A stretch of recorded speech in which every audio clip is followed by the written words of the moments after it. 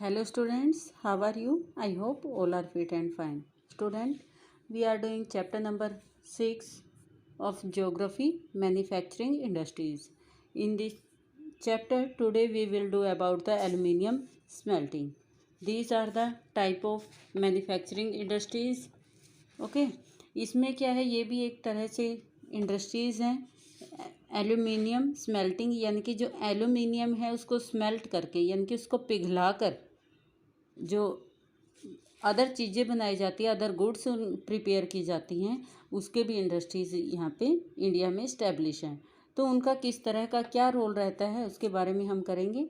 तो इसमें क्या देखेंगे हम, मेनली स्मेल्टिंग में है जो second most important manufacturing industries है इंडिया में। ठीक है, फर्स्ट मोस्ट इम्पोर्टेंट हमने किया था आयरन एंड स्टील वाला, सेकंड मोस्ट है एल्युमिनियम स्मेल्टिंग का। क्योंकि इसमें क्या रहता है, बहुत सारी चीज़ें हम देखेंगे कि जैसे हम यूटेंसिल्स देख लेते हैं, ठीक है, या एरोप्लेन वगैरह हैं, शिप वगैरह हैं, जिसमें जो एल्युमिनियम का यूज़ होता है तो वो स्मेल्ट करके ही उसको बनाया जाता है। ठीक है, aluminium smelting plant in the country कहाँ पर है, एल्युमिनियम स्मेल्टिंग के जो प्लांट है वो कहाँ पर हैं, लोकेटेड कहाँ पर है, उड़ीसा में, वेस्ट बंगाल, केरला, उत्तर प्रदेश, छत्तीसगढ़ और महाराष्ट्र, तमिलनाडु। तो यहाँ पर हैं। इनका प्रोडक्शन यहाँ पे बताया गया है कि 2011 यहाँ पे 8-9 का है, और तो आपकी बुक में डिफरेंट भी हो सकता है। ये टोटल प्रोडक्शन हुआ था 15.29 लाख मिलियन टन एल्युमिनियम का। ठीक है, इसके अलावा बॉक्साइट है। Bauxite the raw material used in the smelters in very bulky dark reddish coloured rock. तो इसके लिए बॉक्साइट है वो कहाँ पे, रेडिश कलर की जो रॉक होती है वहाँ से मिलता है।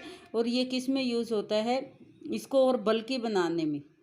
स्मेल्टर्स इसको रॉ मटेरियल की तरह यूज़ करते हैं, एल्युमिनियम इसको मिला के इसको बल्कि बनाने के लिए इसका यूज़ किया जाता है। The flow chart given below show the process of manufacturing aluminium. तो यहाँ पे जो फ्लो चार्ट दिया गया है इसमें बताया गया है कि किस तरह से स्मेल्टिंग की जाती है। इसके अलावा जो कॉस्ट है, ठीक है, electricity and the assured source of the raw material minimum cost are two prime factor of location of industries की लोकेशन और इसके अलावा जो रॉ मटेरियल है उसकी कॉस्ट, यही किस जो फाइनल गुड है उसकी सप्लाई और कॉस्ट को डिसाइड करती है। ठीक है, कि रॉ मटेरियल हमें कैसा मिल रहा है, कितना मिल रहा है, इलेक्ट्रिसिटी है वो कैसे आ रही है, उसके चार्जेस क्या हैं। ठीक है, और उसी तरह से जो अदर थिंग्स हैं जो भी हम इसमें इंक्लूड करते हैं वो किस रेट की मिल रही हैं। अगर उनके प्राइसेस हाई हैं तो ओबियसली है कि फाइनल जो गुड बनेगी उसका प्राइस भी हाई होगा, उसकी कॉस्ट भी ज़्यादा होगी। तो जो फैक्टर्स हैं इनके ऊपर डिपेंड करेगी कॉस्ट किसी भी थिंग गुड की। ठीक है, यहाँ पे प्रोसेस दिखाया गया है कि किस तरह से जो एल्युमिनियम है वो बनाया जाता है, उसको स्मेल्ट किया जाता है। जैसे बॉक्साइट होता है, बॉक्साइट क्या रॉ मटेरियल होता है, ये हमें रॉक्स से मिलता है, चट्टानों से मिलता है। उनको क्या ट्रांसपोर्ट किया जाता है रेल और शिप से, यानी कि बॉक्साइट को फिर बॉक्साइट को क्रश करके एल्युमिनियम उसमें से निकाला जाता है और डिज़ोल्व आउट। ठीक है, उसमें से बाहर निकाला जाता है बॉक्साइट क्रश करके। एल्युमिनियम रिफाइनरी, फिर उसको क्या है रिफाइन किया जाता है। ठीक है, रिफाइन करने के बाद क्या होता है, बल्क और shipped to site of smelter. जहाँ पर भी स्मेल्टर्स हैं, यहाँ पे जहाँ जो भी फैक्ट्री उसको स्मेल्ट करने के लिए बनी हुई है वहाँ पर ले जाया जाएगा। ठीक है, calcinated petroleum coke from a refinery. इसके अलावा क्या है, पेट्रोलियम और कोक से कहाँ से आएंगे, वो रिफाइनरी से आएंगे, यानी कि उसको क्या किया जाएगा, रिफाइन किया जाएगा। पीच फ्रॉम द कोल्ड्री, और इसके अलावा फिर उसको कहाँ पर भेजा जाएगा, उसकी पीच में उसको भेज दिया जाएगा। कहाँ से, जहाँ पर भी उसकी जो भी इसकी माइन होती है, कोयला की जो खान होती है वहाँ से उसको कहाँ पे पीच पे भेज दिया जाता है। ये सारी इसमें प्रोसेस रहती है। फिर क्या होगा, एल्युमिनियम स्मेल्टर हैं, तो ये इसको स्मेल्ट कर देंगे, यानी कि मोल्ट करके मोल्टन मेटल्स जो होगा, जो भी मटेरियल होगा उसको डिफरेंट शेप्स में उसको मॉडिफाई कर दिया जाता है। तो ये सारी प्रोसेस है मैन्युफैक्चरिंग ऑफ एल्युमिनियम इंडस्ट्रीज़ की। नेक्स्ट हमारी आती है केमिकल इंडस्ट्रीज़। ठीक है, एल्युमिनियम स्मेल्टिंग मोस्ट इम्पोर्टेंट है, second largest and important industries हैं हमारी। इसके जो मेन है वो हमने किए हैं, वेस्ट बंगाल है, केरला है, उत्तर प्रदेश, उड़ीसा, छत्तीसगढ़, महाराष्ट्र वगैरह में किया गया है।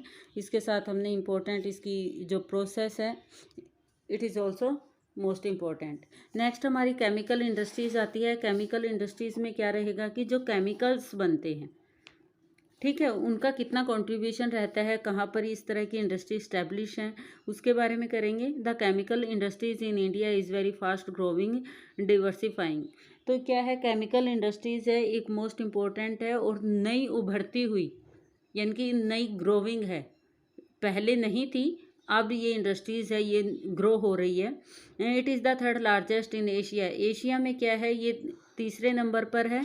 और जबकि वर्ल्ड में जो केमिकल प्रोडक्शन में जो इंडिया का प्लेस है वो 12th है। ठीक है, 12th प्लेस पे है वर्ल्ड में। It's comprises both large and the small scale manufacturing unit.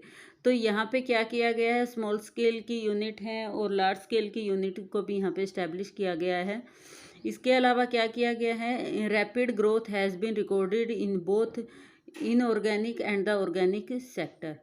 तो क्या है, दोनों ही सेक्टर में, ऑर्गेनिक में भी जो केमिकल्स हैं, ऑर्गेनिक सेक्टर में भी और इनऑर्गेनिक सेक्टर में भी, दोनों में ही ऑर्गेनिक केमिकल भी बनते हैं।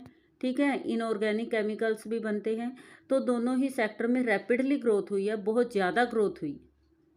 ठीक है ना, बहुत ज़्यादा ग्रोथ को रिकॉर्ड किया गया है। Inorganic chemical include sulphuric acid, यानी कि जो एसिड वगैरह हैं वो किस में आएंगे, इनऑर्गेनिक में आएंगे। Used for manufacturing fertilizers, synthetic fibre, plastic वगैरह बनाने के लिए इसका यूज़ किया जाता है।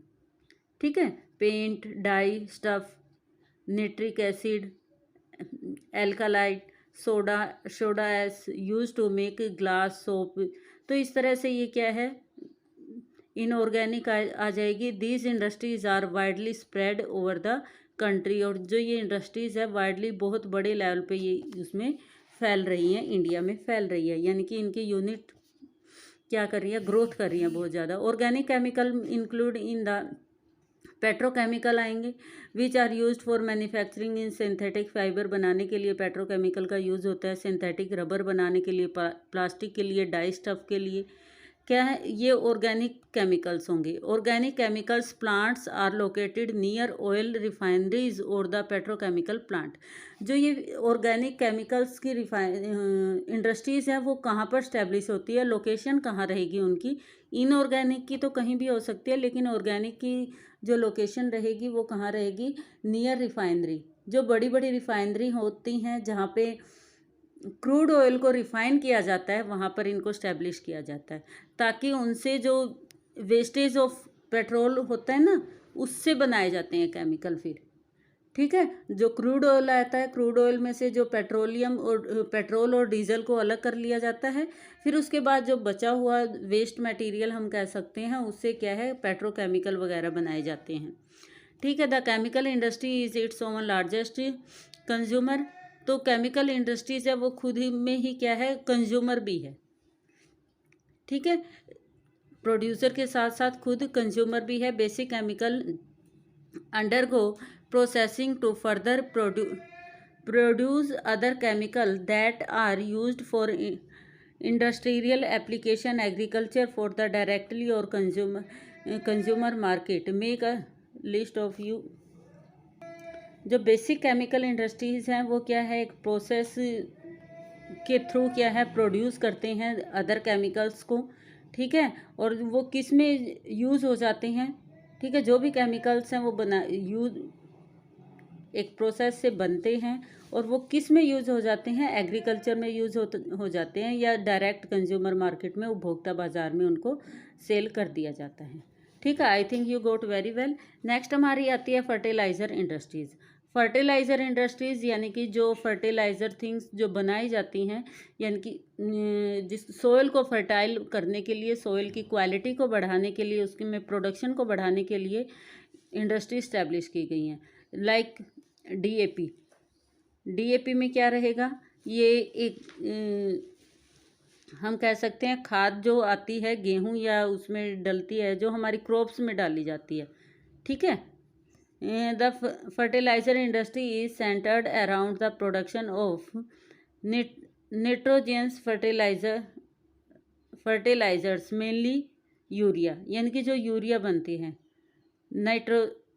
नाइट्रोजन्स जिसके अंदर होती हैं, नाइट्रोजन सबसे ज़्यादा यूरिया में मिलती है, फास्फोरिक फर्टिलाइजर्स होते हैं, एंड अमोनियम फास्फेट जो डीएपी आता है, and complex fertilizer which have combination of nitrogen phosphorus and the potash. अब आपको ये ध्यान रखना है कि किसमें कौन सा फर्टिलाइज़र है, ठीक है। जैसे यूरिया है, यूरिया में नाइट्रोजन ज़्यादा है, ठीक है ना। और यहाँ पर हम देख सकते हैं डीएपी है, डीएपी में क्या क्या रहेंगे, फास्फोरस रहेगा एंड पोटाश रहेगा। द थर्ड है potash is entirely imposed as the country does not have any reserve of the commercially usable potash और potassium compound in any form. अब पोटाश है इंटायरली इम्पोर्टेड, पोटाश को क्या है, सारे के सारे पोटाश को क्या है, इंपोर्ट किया जाता है, यानी कि पोटाश को बाहर से ही मंगवाया जाता है। रीज़न क्या है, जो कमर्शियली यूजेबल पोटाश और potassium compounds in any form. तो यहाँ पर इंडिया में कंट्री डज नॉट हैव, यानी कंट्री में किसी तरह की कोई पोटाश की अवेलेबिलिटी नहीं है, ठीक है। मिनरल्स में आता है, तो इसी तरह पोटाश है इंडिया में नहीं मिलता है, इसलिए पोटाश को कहाँ से है, इंपोर्ट किया जाता है बाहर से। India is the third largest producer of nitrogens fertiliser. तो नाइट्रोजन्स जो फर्टिलाइजर्स होते हैं उसमें इंडिया का नंबर क्या है, थर्ड नंबर पे है।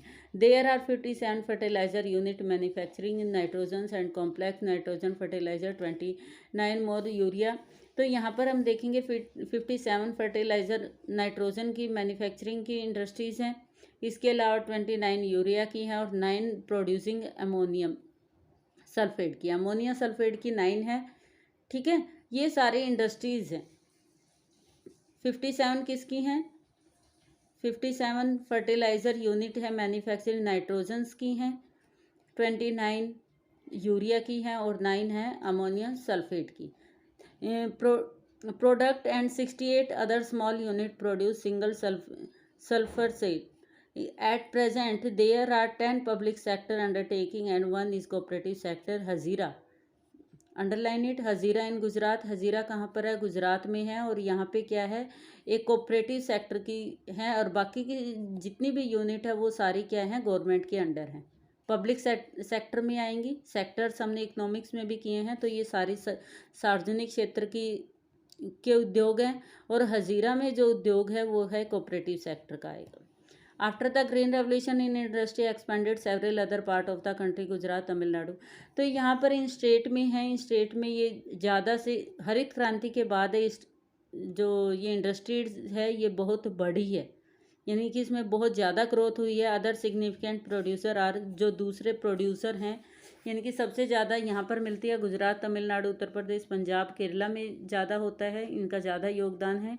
इसके अलावा क्या है, जो अदर स्टेट हैं उनका भी इसमें योगदान रहता है प्रोड्यूसर में, आंध्र प्रदेश, उड़ीसा, राजस्थान, बिहार, महाराष्ट्र आदि, ठीक है।